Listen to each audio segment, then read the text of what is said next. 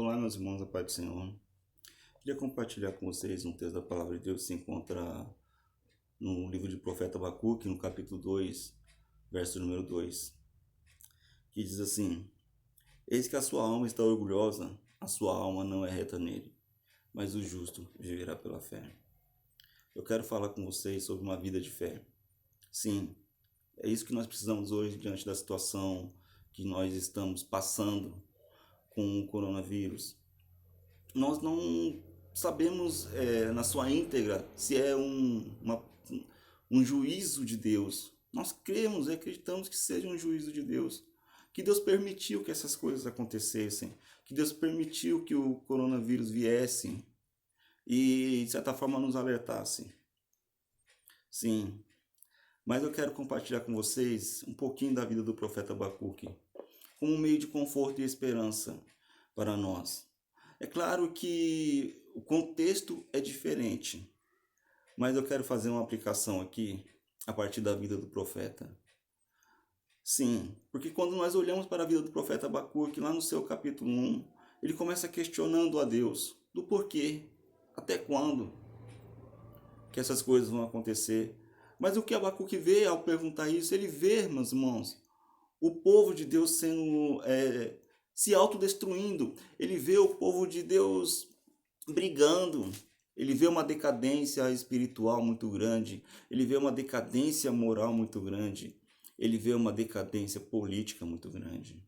Sim, ele vê que os reis abandonaram a Deus, ele vê que os príncipes abandonaram a Deus e pensam somente no seu próprio umbigo, a qual não se preocupa com o povo, a qual não se preocupa com a vida das pessoas. Na decadência moral, ele vê que o povo de Deus, os seus irmãos, os seus contemporâneos estão brigando uns com os outros. Ele vê muita violência, ele vê muita maldade, ele vê uma inversão de valores muito grande, a qual o rico está oprimindo o pobre, está tirando vantagens do pobre. Ele vê muita intriga, ele vê muita discórdia. O profeta Abacuque entra em conflito com isso e começa a perguntar para Deus por quê e até quando. E Deus, ao responder para ele, Deus fala para Abacuque que ele iria entrar com providência. Ele iria trazer um povo de longe, os caldeus, para corrigisse o povo da sua cidade. Mas aí há um conflito muito grande no coração dele. Mais um conflito, além daquilo que ele estava vivendo, porque ele começa a questionar: como pode um Senhor, um Deus santo, um Deus que não tolera, não pode ver o pecado? Não pode ver no sentido, não pode praticar o pecado, não pode compartilhar com o pecado. Vai usar um povo extremamente pecador, mais pecador que esse povo de Judá. E Deus fala: calma, eu tenho um propósito para todas essas coisas. Assim como eu vou usar eles para poder corrigir o povo de Judá, eles também serão corrigidos, pois a hora deles também vai chegar.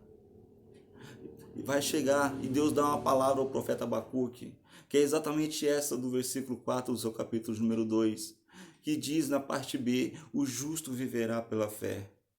É um consolo para o profeta Abacuque quando Deus diz isso para ele: o justo viverá pela fé. Precisamos viver pela fé, meus irmãos.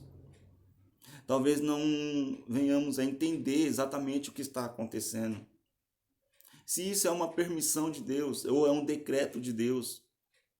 Mas nós sabemos que com essa situação, com a vinda dessa pandemia, com essa doença se espalhando e ceifando muitas vidas, nós vemos que há um despertar muito grande, que o mundo inteiro ficou abalado, e agora não há grande, não há pequeno diante da situação, todos nós somos iguais diante de Deus, todos nós estamos passando a mesma situação, todos nós estamos no mesmo barco.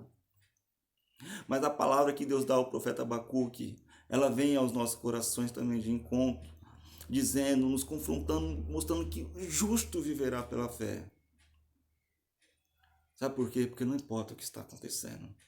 Precisamos manter a nossa integridade, precisamos manter o nosso caráter, precisamos manter a nossa comunhão com Deus. Precisamos nos fortalecer cada vez mais e mais, descansando no Senhor. E Deus dá essa palavra ao profeta Abacuque. E isso traz a memória do profeta Abacuque. Lá no seu capítulo 3, quando se torna um louvor, o capítulo número 3, porque Abacuque começa a olhar para o passado e ver quão grande Deus é, quão maravilhoso Deus é, o que Deus tem feito com o povo, o que Deus fez com o povo no Egito, tirando eles do Egito, operando milagres e maravilhas no meio desse povo, provendo todas as coisas no meio desse povo. Tudo o que eles precisavam, Deus estava provendo, Deus estava ajudando, Deus estava com eles. Eu quero dizer para você que Deus também está conosco.